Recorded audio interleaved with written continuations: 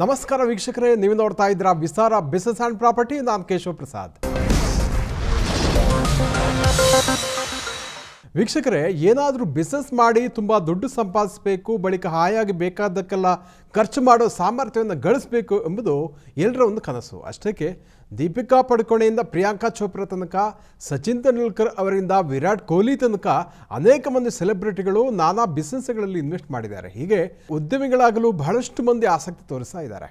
ಮತ್ತಷ್ಟು ಮಂದಿ ಬಿಸ್ನೆಸ್ ಮಾಡಲು ಬಯಸಿದ್ರೂ ಅದಕ್ಕೆ ತಗಲುವ ಬಂಡವಾಳದ ಮೊತ್ತವನ್ನು ಕಂಡು ಕೈ ಚೆಲ್ತಾರೆ. ಆದರೆ ಸಣ್ಣ ಬಂಡವಾಳದಲ್ಲಿಯೂ ಬಿಸ್ನೆಸ್ಸನ್ನು ಶುರು ಮಾಡಿ ಲಾಭ ಗಳಿಸಬಹುದು. ಶೂನ್ಯ ಬಂಡವಾಳದಲ್ಲಿ ಆರಂಭಿಸಿದ ವ್ಯಾಪಾರಗಳು ಕೋಟ್ಯಾಂತರ ರೂಪಾಯಿಗಳ ಬೃಹತ್ ಬಿಸ್ನೆಸ್ ಸಾಮ್ರಾಜ್ಯವಾಗಿ ಪರಿವರ್ತನೆ ಹೊಂದಿದಂಥ ಹಲವಾರು ಉದಾಹರಣೆಗಳು ನಮ್ಮ ಕಣ್ಮುಂದೆ ಇವೆ. ಅದರಿಂದ ಯಾವತ್ತೂ ನಿರಾಶರಾಗಬೇಕಾದ ಅಗತ್ಯ ಇಲ್ಲ. ಹಾಗಾದರೆ ಏನಿದು ಲೋ ಇನ್ವೆಸ್ಟ್ಮೆಂಟ್ ಬಿಸ್ನೆಸ್ ಅಂತ ನೀವು ಕೇಳ್ಬೋದು. ಲೋ ಇನ್ವೆಸ್ಟ್ಮೆಂಟ್ ಬಿಸ್ನೆಸ್ ಆರಂಭಿಸಲಿಕ್ಕೆ ಹೆಚ್ಚಿನ ದುಡ್ಡಿನ ಅವಶ್ಯಕತೆ ಇರಲ್ಲ. ಇಂಥ ಬಿಸ್ನೆಸ್ಸಿಗೆ ಇರುವಂಥ ರಿಸ್ಕ್ ಕೂಡ ಬಹಳ ಕಡಿಮೆ ಇರುತ್ತೆ.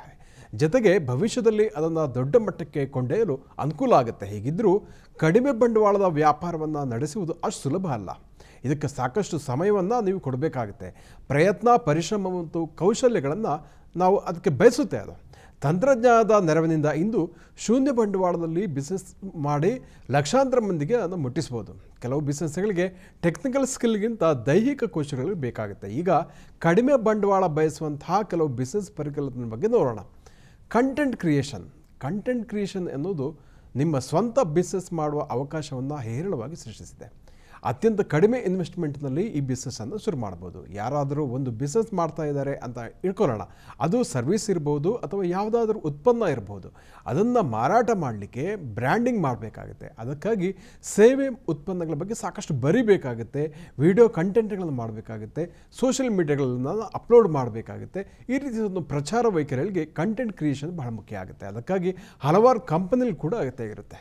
ಕಂಟೆಂಟ್ ಕ್ರಿಯೇಷನ್ ಬಿಸ್ನೆಸ್ ಹೀಗೆ ನಿಧಾನವಾಗಿ ಭಾರತದಲ್ಲಿ ಬೆಳೀತಾ ಇದೆ. ನಾನಾ ಸಾಮಾಜಿಕ ಜಾಲತಾಣಗಳು ಇರ್ಬೋದು, ಮಾಧ್ಯಮಗಳ ಮೂಲಕ ಈ ವಿಡಿಯೋಗಳು ಮತ್ತು ಪೋಸ್ಟ್ಗಳನ್ನು ಪ್ರಕಟಿಸುವ ಮೂಲಕ ನೀವು ಹಣವನ್ನು ಗಳಿಸ್ಬೋದು. ಇದಕ್ಕಾಗಿ ನಿಮಗೆ ಒಂದು ಕ್ರಿಯೇಟಿವಿಟಿ ಇದ್ದರೆ ಸಾಕಾಗುತ್ತೆ. ಈ ಬಿಸ್ನೆಸ್ ಮಾಡಲು ಹೆಚ್ಚು ಬಂಡವಾಳ ಕೂಡ ಬೇಕಾಗಲ್ಲ. ಆದರೆ ಸಾಕಷ್ಟು ಸಮಯ ಮತ್ತು ಪ್ರಯತ್ನ ಇಲ್ಲಿ ಮುಖ್ಯ ಆಗುತ್ತೆ. ಇನ್ನು ಎರಡನೇದಾಗಿ ಡ್ರಾಪ್ ಶಿಪ್ಪಿಂಗ್ ಬಿಸ್ನೆಸ್ ಬಗ್ಗೆ ನೋಡೋಣ. ಭಾರತದ ನಗರ ಮತ್ತು ಪಟ್ಟಣಗಳಲ್ಲಿ ಡ್ರಾಪ್ ಶಿಪ್ಪಿಂಗ್ ಬಿಸ್ನೆಸ್ ಈಗ ನಡೀತಾ ಇದೆ.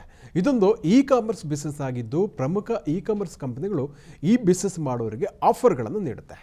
ಇಲ್ಲಿ ನೀವು ಉತ್ಪನ್ನಗಳನ್ನು ದಾಸ್ತಾನು ಮಾಡಿ ಇಟ್ಕೊಳ್ಬೇಕಾದಂಥ ಅಗತ್ಯ ಇರಲ್ಲ.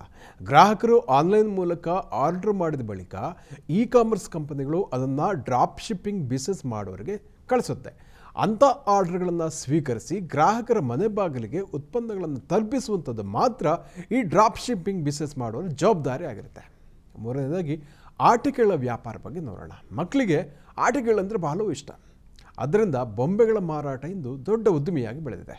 ಹೋಲ್ಸೇಲ್ ಮಾರುಕಟ್ಟೆಯಲ್ಲಿ ಕಡಿಮೆ ಬೆಲೆಗೆ ಕಚ್ಚಾ ಸಾಮಗ್ರಿಗಳನ್ನು ಖರೀದಿಸಿ ಆಟಿಕೆಗಳನ್ನು ತಯಾರಿಸಿ ಮಾರಾಟ ಮಾಡ್ಬೋದು. ಇದಕ್ಕೆ ಹೆಚ್ಚು ಬಂಡವಾಳ ಕೂಡ ಬೇಕಾಗಲ್ಲ.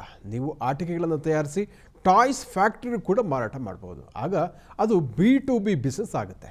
ಇಲ್ಲದಿದ್ದರೆ ನೇರವಾಗಿ ಗ್ರಾಹಕರು ಕೂಡ ಮಾರಾಟ ಮಾಡಿ ಹಣವನ್ನು ಗಳಿಸ್ಬೋದು.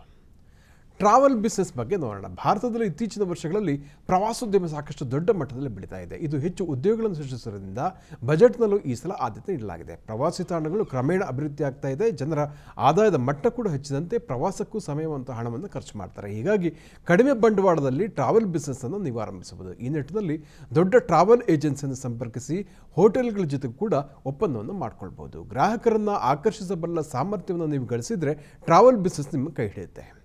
ಸ್ಟಾಕ್ ಇನ್ವೆಸ್ಟ್ಮೆಂಟ್ ಬಿಸ್ನೆಸ್ ಬಗ್ಗೆ ನೋಡೋಣ. ಭಾರತೀಯ ಶೇರ್ ಮಾರ್ಕೆಟ್ ಕೂಡ ಇತ್ತೀಚಿನ ವರ್ಷಗಳಲ್ಲಿ ಬಿಸ್ನೆಸ್ ಅವಕಾಶಗಳನ್ನು ಸೃಷ್ಟಿಸಿದೆ. ನೀವು ಸ್ಟಾಕ್ ಟ್ರೇಡಿಂಗ್ ಮಾಡಲೇಬೇಕು ಅಂತ ಏನಿಲ್ಲ. ಈಕ್ವಿಟಿ ಇನ್ವೆಸ್ಟ್ಮೆಂಟ್ ಮೂಲಕ ನಾನಾ ಕಂಪನಿಗಳ ಹೂಡಿಕೆಯನ್ನೇ ಸ್ವಂತ ಬಿಸ್ನೆಸ್ ಮಾಡುವ ಒಂದು ಶಿಸ್ತು ಮತ್ತು ಬದ್ಧತೆಯೊಂದಿಗೆ ಮಾಡಿದರೆ ಸಾಕಷ್ಟು ಆದಾಯವನ್ನು ನೀವು ನಿಸ್ಸಂದೇಹವಾಗಿ ಗಳಿಸ್ಬೋದು. ಅಥವಾ ಇತರ ಕೆಲಸದ ಜೊತೆಗೆ ಮತ್ತೊಂದು ಆದಾಯದ ಮೂಲವಾಗಿ ಕೂಡ ಗಳಿಸ್ಬೋದು. ಇಲ್ಲಿಯೂ ನೀವು ಕಡಿಮೆ ಬಂಡವಾಳದಲ್ಲಿ ಹೂಡಿಕೆಯನ್ನು ಆರಂಭಿಸ್ಬೋದು. ಇವೆಂಟ್ ಮ್ಯಾನೇಜ್ಮೆಂಟ್ ಬಗ್ಗೆ ನೋಡೋಣ. ಅದನ್ನು ಕೂಡ ಬಹಳ ಕಡಿಮೆ ಬಂಡವಾಳದಲ್ಲಿ ಆರಂಭಿಸುವುದು. ಪಾರ್ಟಿ ಪ್ಲಾನಿಂಗ್ ಇರ್ಬೋದು, ವಿವಾಹ ಕಾರ್ಯಕ್ರಮ, ಕಾರ್ಪೊರೇಟ್ ಕಾರ್ಯಕ್ರಮಗಳು, ವರ್ಚುವಲ್ ಇವೆಂಟ್, ಹೀಗೆ ಹಲವಾರು ಆಯಾಮಗಳನ್ನು ಇದು ಒಳಗೊಂಡಿದೆ. ಕಾರ್ಯಕ್ರಮಗಳನ್ನು ಆಯೋಜಿಸುವ ದೊಡ್ಡ ಬ್ರ್ಯಾಂಡ್ಗಳಿಗೆ ನಿಮ್ಮ ಹೊರಗುತ್ತಿಗೆ ಸೇವೆಯನ್ನು ಕೂಡ ಒದಗಿಸಬಹುದು. ನೆನಪಿಡಿ, ಈ ಎಲ್ಲ ಬಿಸ್ನೆಸ್ಗಳಲ್ಲೂ ಬಿಸ್ನೆಸ್ ಕಮ್ಯುನಿಕೇಷನ್ ಮಾಡುವ ಸಾಮರ್ಥ್ಯ ಕೂಡ ಬಹಳ ಮುಖ್ಯ ಆಗುತ್ತೆ. ಈ ಕ್ಷೇತ್ರಗಳಲ್ಲಿ ತೊಡಗಿಸಿಕೊಂಡವರನ್ನು ಭೇಟಿಯಾಗಿ ಚರ್ಚೆ ಮಾಡಿ ವಿಚಾರ ವಿನಿಮಯ ಮಾಡಿಕೊಳ್ಳುವ ಮೂಲಕ ಹಲವಾರು ವಿಷಯಗಳನ್ನು ನೀವು ತಿಳಿದುಕೊಳ್ಬೋದು. ಒಂದು ವೇಳೆ ಅದು ಸಾಧ್ಯ ಆಗಿಲ್ಲ ಅಂದರೆ ಕೂಡ ಚಿಂತೆ ಮಾಡಬೇಕಾದ ಅಗತ್ಯ ಇಲ್ಲ.